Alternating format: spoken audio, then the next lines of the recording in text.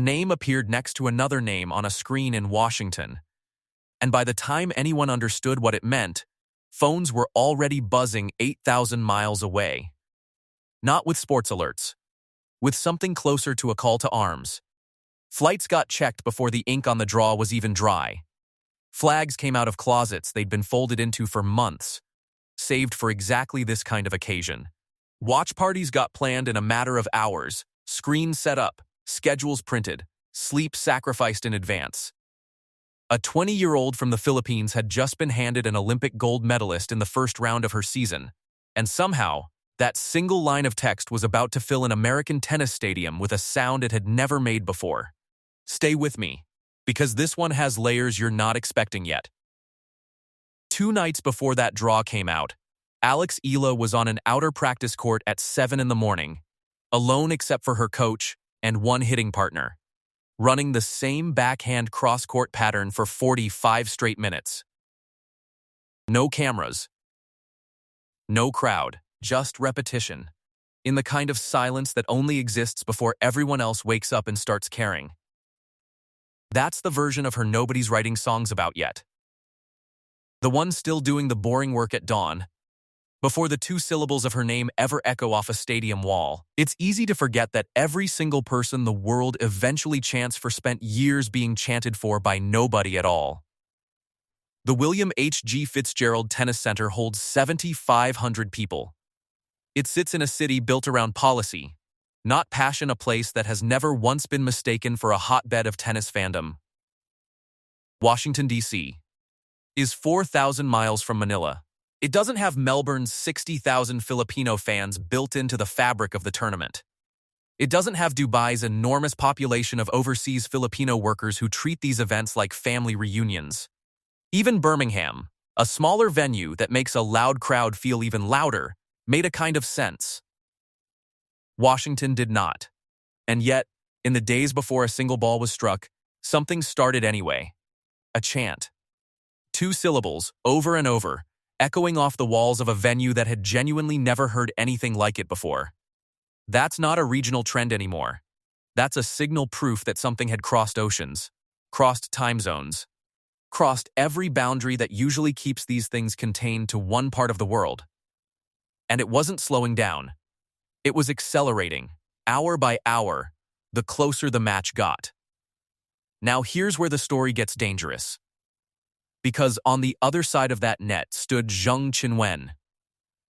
Olympic gold in Paris, 2024. The biggest stage the sport has to offer. And she stood on top of it. A career-high ranking of world number 4, runner-up at the Australian Open. A player who hits with a kind of controlled violence that has ended careers in 3 sets or less.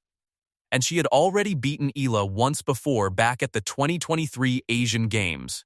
A marathon 3-hour match that Eala had actually led in the deciding set before Zheng rallied to win it in 3. That memory doesn't disappear just because time has passed. It sits there quietly, an old wound that never fully closed, adding one more layer underneath everything else Eala would be carrying into this match. Zheng was walking into Washington on a wild card, which meant she had nothing left to protect. No ranking pressure, no fear of falling. Just a former top 4 player with something to prove, standing across the net from a rising star in the very first match of the tournament. That's not a gentle welcome. That's the tennis equivalent of being thrown into open water and told to swim before you even catch your breath. Eala's rise to this point wasn't loud. It was relentless. A quarterfinal run in Berlin against a former top 5 player.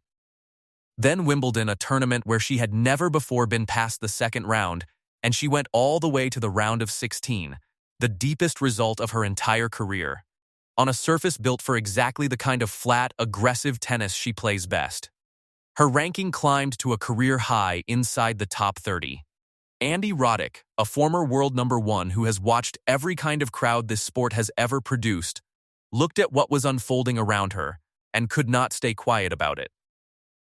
He compared it to a 4th-round Wimbledon match, selling out so completely that there was no room left anywhere, no matter where you lived or how big your local venue was. He gave it a name, Ealamania, And he said it flat out, he was here for it, because it was good for the sport. Think about what that actually means. That's not a fan giving her a nickname. That's one of the most respected voices in the history of American tennis publicly naming a phenomenon after a 20-year-old who hadn't even played her first match of this tournament yet. That's the peak. Remember that number 28. Because in a few minutes, you'll understand exactly why it matters. That's the moment right before everything got complicated again. Because 2 weeks later, she was standing on a hard court for the first time since March. Not clay. Not grass.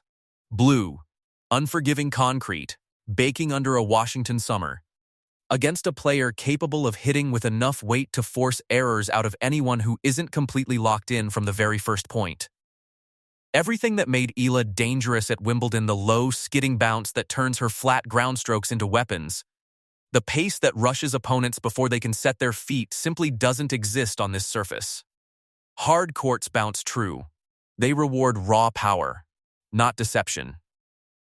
And she hadn't competed on one since Miami, back before the clay season reshaped her year, before Wimbledon turned her into a household name overseas, before any of what we've just spent the last few minutes describing had even happened. That's not a small detail. That's the whole match, sitting quietly underneath all the noise. There was no adjustment period, no tune-up event to shake off 4 months of rust.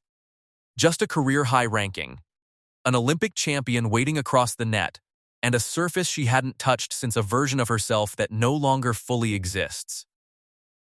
Her name alone can now shift the energy inside a stadium before a single ball is struck. But here's the sentence that should sit heavy in your chest for a second, because it's the truest thing in this entire story. None of that matters to the court. The court doesn't know about Ealamania. It doesn't care about diaspora pride, about flags in the stands, about a legend calling your rise a phenomenon. It asks one question, over and over, point after point, and it does not accept excuses as an answer. Can you execute? That's it. That's the whole test, especially against someone who hits the ball as heavy and as fearlessly as Zheng Qinwen does. Here's the twist nobody saw coming. The exact thing that made her a headline, the grass court breakthrough, the low bounce, the flat, aggressive strokes that Wimbledon rewarded, is the exact thing hard courts are built to punish. The surface that made her famous is not the surface she now has to prove herself on. The story that built her name might not be the one that keeps it. And that paradox, strangely, is precisely why the rest of the world leaned in harder instead of softer. A guaranteed outcome doesn't fill a stadium with chants at 7:30 in the morning on the other side of the planet. Uncertainty does. Risk does. The very real possibility that it could all fall apart is what made people actually show up. So let's talk about why. Because somewhere in an apartment in California, in a house in New Jersey, in a family group chat that exists in basically every Filipino household across America, people weren't tuning in because the win was guaranteed. They were tuning in because it wasn't. Eala talked about this herself, and what she said wasn't the kind of polished, forgettable thing athletes say in press conferences to fill airtime. She talked about pride, about where her people come from, about a community that doesn't just celebrate success, it shares in it. Almost like the joy belongs to everyone at once the moment it happens to one person. That's not a soundbite. That's an explanation for why families rearrange their entire sleep schedules, staying up until absurd hours just to watch a match on a screen thousands of miles from where they're sitting. It's not really about tennis anymore at that point. It's about watching someone from your family, even someone you've never met, walk into a room built to intimidate her, and refusing to shrink. Outside the practice courts in the days before the match, fans lined up just to catch a glimpse of her walking from the players' lounge to warm up. One young supporter said she doesn't even play tennis herself, but loves the way Eala fights on the court. Another simply shouted that they were proud of her, over and over, until the words started to blend into the chant that would follow her all week. That feeling doesn't need a translator. Anyone who's ever been the only one in the room who looked different, sounded different, came from somewhere smaller. Anyone who's ever been underestimated by default before they said a single word knows exactly what that chant in the stands is really for. And here's the part that should genuinely surprise you. This isn't just diaspora pride talking.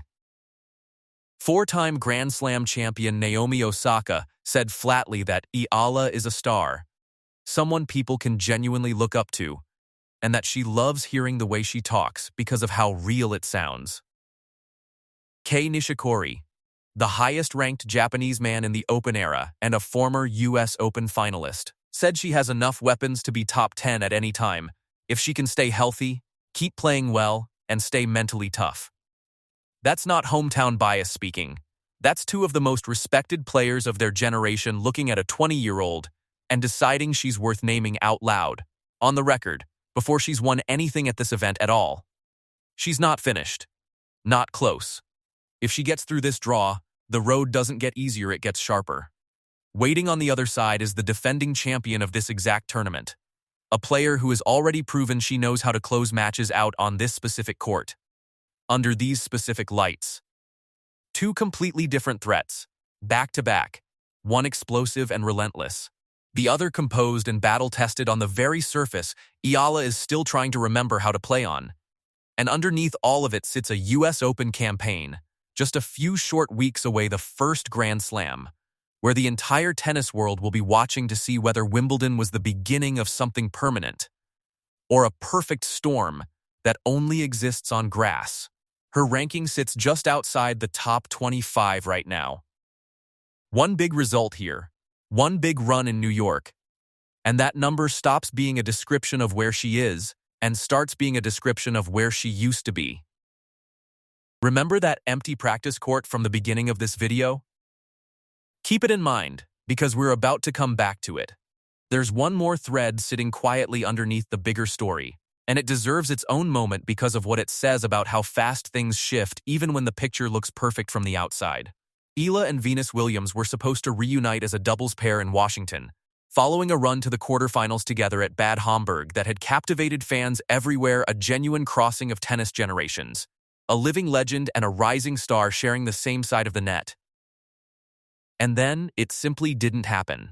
Eala withdrew from doubles entirely, saying she didn't yet have the capacity to give her full self to both draws in her first week back, and that Venus deserved a partner who could give everything, physically and mentally, in every match. No drama, no conflict. Just one of those quiet redirections that happens constantly in professional sport and rarely gets explained in full. Venus paired instead with Diana Schneider, gracious as ever about it, saying only that the earlier partnership had been enjoyable and that she'd welcome the chance again someday. Which means Eala walks into this tournament with singles as her only focus. One draw. One bracket.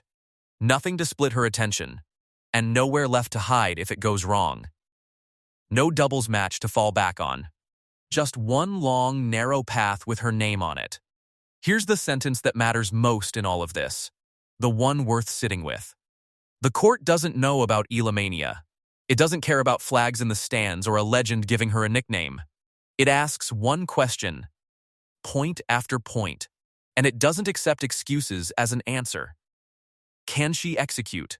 That's the same question she was quietly answering alone at 7 in the morning, 2 days before anyone else in the building was paying attention.